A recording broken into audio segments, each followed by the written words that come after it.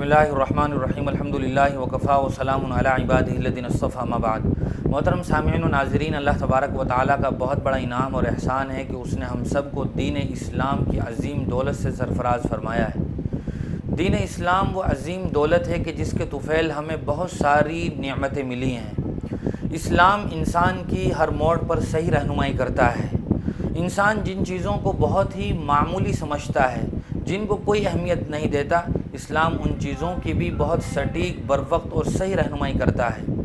ہم اس کا قدم قدم پر تجربہ کرتے ہیں اور مشاہدہ کرتے ہیں، اور ہمیں یقینی طور پر اس بات کا اندازہ ہوتا ہوگا کہ اسلام نے اس معمولی چیز میں بھی کتنی صحیح رہنمائی کی ہے۔ بہت مشہور حدیث ہے، ایک مرتبہ کسی کافر نے حضرت سلمان فارسی رضی اللہ تعالی عنہ سے سوال کر لیا تھا کہ رسول اللہ تمہیں اتنی باریک اور معمولی چیزوں کی بھی ہدایات اور رہنمائیاں فرماتے ہیں؟ تو انہوں نے کہا تھا کہ حضور نے تو ہمیں پاخانہ کرنے کا طریقہ بھی سکھایا ہے۔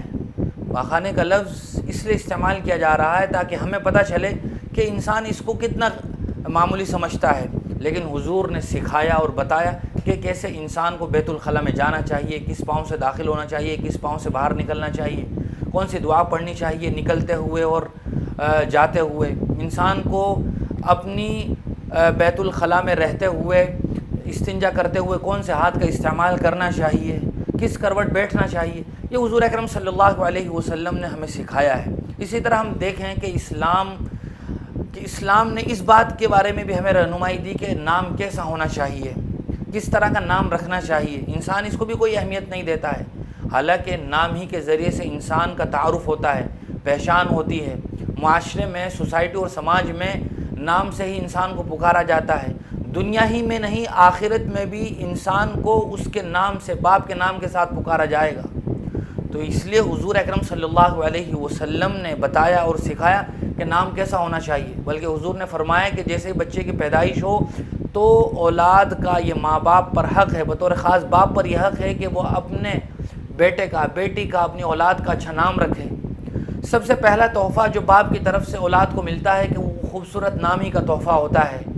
اس بارے میں حضور اکرم صلی اللہ علیہ وسلم نے بہت سارے نام سکھائے کہ عبداللہ اور عبد الرحمن بہت اچھا نام ہے، اور جن لوگوں کے نام غلط تھے یا جن کے معنی صحیح نہیں تھے، حضور اکرم صلی اللہ علیہ وسلم نے ان کے نام تبدیل کر دیے۔ ایسی کئی مثالیں ہمیں احادیث میں ملتی ہیں۔ کوئی خاتون تھی جس کا نام آسیہ تھا، آسیہ کا معنی گنہگار ہوتا ہے، حضور اکرم صلی اللہ علیہ وسلم نے اس کا نام بدل کر جمیلہ رکھ دیا۔ اسی طرح کوئی آدمی تھے، صحابی تھے کہ جن کا نام پہلے اسرم تھا، حضور اکرم صلی اللہ علیہ وسلم نے اس نام کے غلط معنی ہونے کی وجہ سے نام بدل دیا اور زرعہ رکھ دیا۔ اسی طرح حضرت علی کے بارے میں بہت مشہور بات ہے کہ انہوں نے اپنے بیٹوں کا نام سب سے پہلے حسن کا بھی، حسین کا بھی اور محسن کا بھی حرب رکھا۔ حرب کے معنی جنگ ہوتے ہیں۔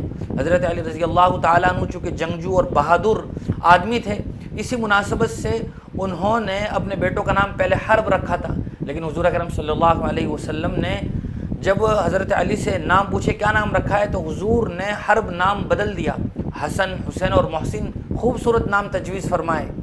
اسی طرح حضور اکرم صلی اللہ علیہ وسلم نے کئی صحابہ اور صحابیات کے نام بدلے ہیں۔ اس سے ہمیں پتہ چلتا ہے کہ نام کی انسانی زندگی میں بہت زیادہ اہمیت ہے۔ اور اتنا ہی نہیں، زمانہ جاہلیت میں ایک عام عرف تھا کہ وہ عام طور سے اپنے نام یا تو اس طرح کے رکھا کرتے تھے کہ جس میں شرک کا پہلو ہوتا تھا، یعنی اپنے بتوں کے نام پر اور اپنے باطل معبودوں کے نام پر نام رکھا کرتے تھے۔ جیسے ہم دیکھتے ہیں کہ بہت سارے صحابہ جب مسلمان ہو گئے تو اسلام لانے سے پہلے ان کے نام جو نام تھے، کسی کا نام عبد الکعبہ تھا، کسی کا نام عبد العزیٰ تھا، کسی کا نام عبد اللات تھا۔ اس طرح کے گویا نام تھے کہ جس کی وجہ سے معبودان باطلہ کی طرف اشارہ ہوتا تھا کہ یہ فلاں باطل معبود کا بندہ ہے۔ تو حضور نے ان کے نام صحیح نام تجویز فرمائے اور ان کے پرانے نام بدل دیے۔ اور ان ناموں کا انسانی شخصیت پر اثر بھی پڑتا ہے۔ بہت ساری مرتبہ آدمی اس بات کو اہمیت نہیں دیتا ہے، لیکن کئی مرتبہ ایسا ہوتا ہے کہ جو نام رکھ دیا جاتا ہے اس نام کا انسانی زندگی پر اثر بھی پڑتا ہے۔ اس کی مثال بھی ہمیں ملتی ہے۔ سعید ابن مسیب بہت مشہور تابعی ہیں، بلکہ ان کو سید التابعین کہا جاتا ہے۔ ان کے دادا، وہ خود تو صحابی نہیں بن سکے، تابعی تھے، ان کے دادا ایک مرتبہ حضور اکرم صلی اللہ علیہ وسلم کی خدمت میں حاضر ہوئے اور حضور نے نام پوچھا کہ کیا نام ہے؟ حضور اکرم صلی اللہ علیہ وسلم کو انہوں نے بتایا کہ میرا نام حزن ہے۔ حزن کا مطلب ہی ہوتا ہے کہ بہت سخت اور سنگریلی زمین، مشکل چیز۔ تو حضور اکرم صلی اللہ علیہ وسلم نے ان کا نام بدلنا چاہا تو انہوں نے منع فرما دیا کہ میرے باپ نے میرا یہی نام تجویز کیا، اس لیے میں اپنا نام نہیں بدلوں گا۔ تو اس وجہ سے سعید ابن مسیب فرمایا کرتے تھے کہ اس نام کی وجہ سے ہمارے گھرانے میں، خاندان میں آج تک لوگوں کے مزاج میں سختی چلی آ رہی ہے۔ اس سے پتہ چلتا ہے کہ نام کا انسانی طبیعت پر اثر پڑتا ہے۔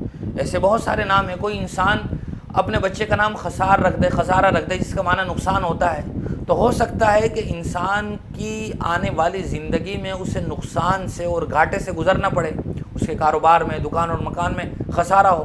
بہت زیادہ چانسز ہے کہ کہیں نہ کہیں نام کا اس میں اثر آ جائے۔ تو نام کی شریعت اسلامیہ میں بہت زیادہ اہمیت ہے۔ بار بار حضور اکرم صلی اللہ علیہ وسلم نے اپنی احادیث کے ذریعے سے ہمیں یہ سمجھایا ہے کہ نام ہمارا اچھا ہونا چاہیے۔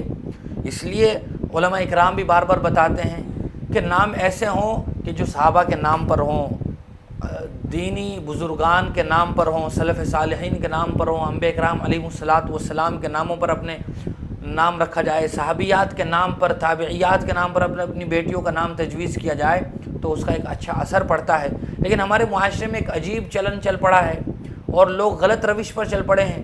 وہ ایسے نام تجویز کرنے کی کوشش کرتے ہیں کہ جو پورے سوسائٹی معاشرے میں کسی کا نام نہ ہو۔ وہ یونیک نام کے چکر میں رہتے ہوئے ایسا نام رکھ دیتے ہیں جس کا کوئی معنی نہیں ہوتا ہے۔ پچھلے دنوں پتہ چلا کہ ایک لڑکے کا نام روش تھا، حالانکہ روش یہ مسلمانوں کا نام ہی نہیں ہوتا ہے۔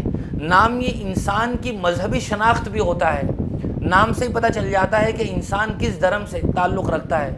تو اگر مسلمانوں کا نام ایسا ہوگا جو اسلامی نام ہی نہیں ہے تو کیسے پتہ چلے گا کہ یہ آدمی مسلمان بھی ہے نہیں؟ لوگوں کا حلیہ تو آج کل ایسا ہو گیا ہے کہ پہچانا ہی نہیں جا سکتا کسی کے حلیے سے کہ یہ کس دین سے تعلق رکھتا ہے۔ مسلمانوں کے حلیے ایسے ہو گئے ہیں، نہ چہرے پر داڑھی ہے، نہ اسلامی تہذیب اور کلچر میں آدمی رنگا ہوا ہے، نہ لباس اسلامی ہے۔ تو ایک واحد سہارا نام ہی رہ جاتا ہے جس کے ذریعے سے پتہ چلتا ہے کہ یہ آدمی کس دین سے تعلق رکھتا ہے، مسلمان ہے بھی یا نہیں۔ تو آج کل ہم نے نام بھی ایسے رکھنے شروع کر دیے ہیں۔ بطور خاص لڑکیوں کے بارے میں یہ بات زیادہ دیکھنے میں نظر آتی ہے کہ وہ ایسے نام رکھ دیتے ہیں جو کسی کے ڈراموں میں دیکھے گئے ہوں۔ تو ہمیں اس بات کا استحضار ہونا چاہیے کہ نام کیسا ہو، ہمیں صحیح نام کا اور معنویت والے نام کا انتخاب کرنا چاہیے۔ امید ہے کہ اس ویڈیو میں جو میسج اور جو پیغام دینے کی کوشش کی گئی ہے وہ ہم سمجھیں گے اور عمل کرنے کی کوشش کریں گے۔ آئندہ چند ویڈیو میں ایسے نام بتائے جائیں گے جو اسلامی نام ہوں گے، جن کے معنی اچھے ہوں گے۔ انشاءاللہ امید ہے کہ یہ بھی ہم سب کے لیے بہت ہی مفید اور کارآمد ہوگی۔ آپ حضرات سے درخواست ہے کہ آپ ہماری اس ویڈیو کو دوسروں تک پہنچانے میں ہماری مدد کریں۔ اللہ تعالی ہم سب کو دین کی صحیح سمجھ نصیب فرمائے۔ وآخر دعوانا الحمدللہ رب العالمین۔